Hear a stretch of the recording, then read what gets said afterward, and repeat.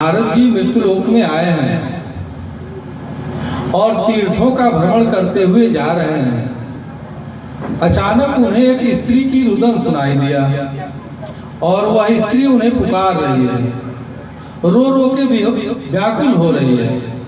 नारद जी ने सुना तो नारद संत हैं, उसके निकट आते हैं तो देखते हैं दो जन अचेत अवस्था में उसके सामने पड़े हैं। नारद जी ने पूछा तो उस स्त्री ने बताया कि ये हमारे पुत्र हैं।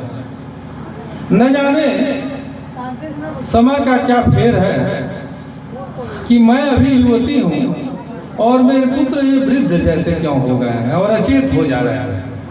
यह बात है वृंदावन की। नारद जी ने बड़ा उपाय किया। वे शास्त्रों के मर्म को जानने वाले हैं, वेद वेदांगों के ज्ञाता हैं। उन्होंने गीता का पाठ किया, वेदों से उपचार किया। नारद जी के उस उपचार से वे जग गए, पर थोड़े ही देर बाद फिर वे बेहोश हो गए। बहुत प्रयास किया नारद जी ने, लेकिन वे पूर्ण रूपेण चेतन अवस्था में नहीं आए। तो नारद जी ने आराधना किया तो आकाशवाणी हुई। सूर्य नारायण की कृपा से आकाशवाणी में यह ध्वनि आई कि सत्कर्म करिए। तो नारद जी बड़ा चक्कर में पड़ गए कि अभी तक तो हम सत्कर्म ही कर रहे थे, किस सत्कर्म की बात कही गई। वे बहुत अनेक संतों महात्माओं से, विद्वानों से यह जानने का प्रयास करते हुए बद्री का आश्रम की ओर प्रयाण किए। अब नारद जी जब चलते हैं तो भजन गाते चलते हैं, यह संतों का स्वभाव। नारद जी जा रहे हैं वीणा पर गाते हुए कि लक्ष्मी नारायण नारायण नारायण, लक्ष्मी नारायण नारायण, श्रीमन नारायण नारायण नारायण, श्रीमन भजमन नारायण नारायण नारायण, भजमन नारायण नारायण। और उधर से सनत सनंदन सनातन सनत कुमार ये चार संत आ रहे हैं, वे भी गाते हुए आ रहे हैं। उनका कौन सा गीत है? सनकादिक ऋषियों का गीत जो वे गाते फिरते हैं। हरि शरणम हरि शरणम हरि शरणम भज हरि शरणम हरि शरणम हरि शरणम हरि शरणम भज हरि शरणम भज हरि शरणम भज हरि शरणम भज हरि शरणम भज हरि शरणम हरि शरणम हरि शरणम भज हरि शरणम हरि शरणम। उधर से गाते हुए सनकादिक ऋषि आ रहे हैं और इधर से गाते हुए नारद जी जा रहे हैं। दोनों लोगों की मार्ग में भेंट हो गई। जब संत जन मिलते हैं तो दर्शन करते हैं और जब असंत मिलते हैं तो प्रदर्शन करते हैं। तो संत मिले हैं तो संतों के मिलन पर क्या होता है? कहा चार मिले 64 खिले, आफीस रहे कर जोर, हरिजन से हरिजन मिले तो बिहसे 7 करोड़। जब एक संत दूसरे संत से मिलता है तो चार आंखें मिली, 20 अंगुलियां जुड़ गई और 7 लाख रोए, बेहसे 7 करोड़, 7 करोड़ रोए प्रफुल्लित हो जाते हैं। यानी रोम रोम खिल उठता है जब संत जनों से मिलते हैं।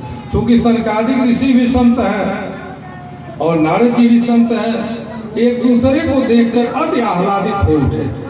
लेकिन सनकादिक ऋषियों ने नारद जी से पूछा कि आपके मुखमंडल पर उदासीनता क्यों दिख रही है, कुछ दुख सा दिखता है, आपके अंतर मन में कुछ पीड़ा सी दिखती है, उसका कारण क्या है? क्योंकि संत अपने सुख के लिए लालायित तो रहते नहीं, उनका जीवन समाज के लिए होता है, राष्ट्र के लिए होता है, मानव जाति के कल्याण के लिए होता है। और नारद जी ने एक स्त्री के और उनके पुत्रों के दुख को देखा है, इसलिए यह व्याकुल है, व्यथित है। और यह बात उनके हृदय के उनके मुखमंडल पर प्रकट हो रही है, दिख रही है। क्योंकि हम सब लोग अपनी आंखों से दूसरे को देखते हैं, अपना चेहरा देख नहीं पाते, और अपने हृदय की बातें अपने चेहरे पर लिखी होती हैं जो सामने वाला व्यक्ति पढ़ लेता है। हम अपना मुख तो देख नहीं पाते, पर जो संत जन होते हैं, विद्वत जन होते हैं, वे जान लेते हैं और यही जानकर वे बता देते हैं कि आप किस पीड़ा से पीड़ित हैं, आपका दुख क्या है। और संतों की कोटि में यह नारद जी, सनकादिक ऋषि आदि परिव्राजक की मुद्रा में घूमते रहते हैं और समाज में जहाँ दुख देखते हैं उनके दुखों का निवारण बताते रहते हैं। इसीलिए परिव्राजन करने वाले संत का नाम परिव्राजक होता है। पूछा आपके दुख का क्या कारण है, पूरी बात नारद जी ने बता दी। कहा सत्कर्म केवल श्रीमद् भागवत महापुराण का श्रवण है, जो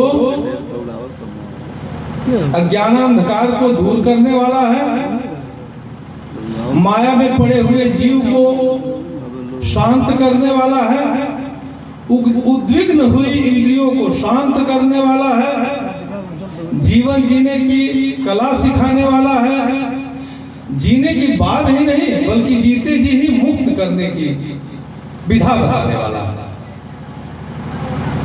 ऐसे श्रीमद् भागवत महापुराण का श्रवण यदि वह स्त्री और उसके पुत्र जन कर लें तो उनका उपचार हो जाएगा।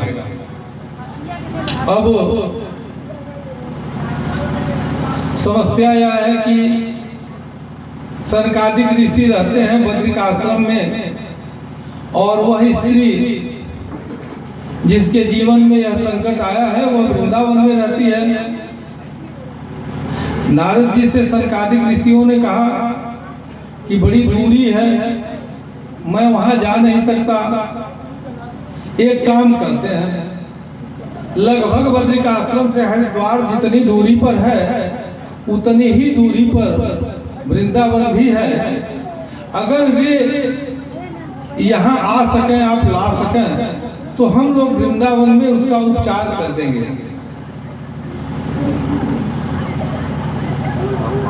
नारद जी के संयोजन में हरिद्वार में श्रीमद् भागवत महापुराण की कथा का आयोजन किया गया।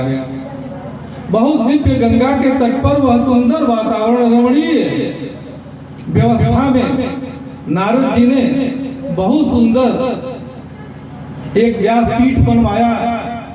7 पंक्तियों में ब्राह्मणों को, क्षत्रियों को, व्यवसायियों को, सेवकों को, नारियों को बैठने का स्थान सुनिश्चित भव्य बनाया गया और नियत समय पर देश देशांतर से, लोक लोकांतर से, दिशा दिगंतर से, चतुर्दिक दिशाओं से संत जन, महात्मा जन, विद्वत जन, यहाँ तक कि देवलोक से भी भक्तगण जो श्रीमद् भागवत महापुराण की कथा के मर्म को जानते हैं, चतुर्दिक दिशाओं से भक्तजनों का आगमन होने लगा।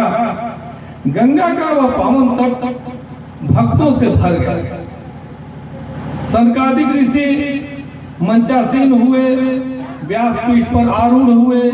कथा का प्रारंभ होने ही वाला था